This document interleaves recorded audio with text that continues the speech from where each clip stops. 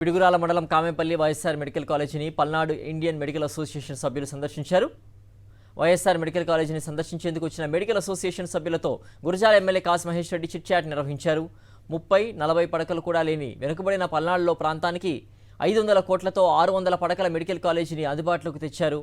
పల్నాడు ప్రాంతానికి YSR medical college ఒక తలమానికంగా ఉండబోతుందన్నారు. పిడుగురాళ్ళ కానీ అటు నర్సరావుపేట కానీ వారు మెడికల్ కాలేజ్ చూడడానికి పోతుంటే వాళ్ళతో పాటు నేను కూడా పోవటం జరిగింది. సరే, ఈ ప్రాంతంలో ఒక బ్రహ్మాండమైన మెడికల్ కాలేజ్ ఇక్కడ రూపకల్పన చేసింది వైఎస్ఆర్సీపీ ప్రభుత్వం.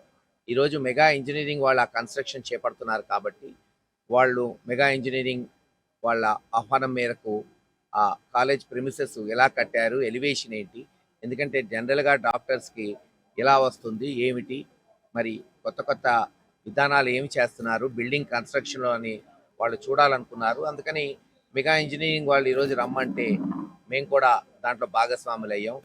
సరే, అందరికీ తెలిసిన విషయమే, కనీసం 30-40 పడకలు లేని పల్నాడు ప్రాంతంలో హాస్పిటల్కి జగన్మోహన్ రెడ్డి గారు 600 పడకలు 500 కోట్ల రూపాయలతో ఒక మెడికల్ కాలేజ్ని ఇక్కడ స్థాపించడం జరిగింది.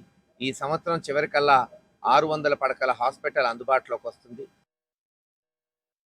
దాదాపు ఇంటర్నేషనల్ స్టాండర్డ్స్లో ఐసీయూ కానీ హాస్పిటల్ కానీ సెంట్రల్ ఎయిడ్ ఫర్నిషింగ్తో ఉంది. దాదాపు కార్పొరేట్ హాస్పిటల్స్ కంటే కూడా ఎంతో ఇలా విశాలంగా కడుతున్నారు.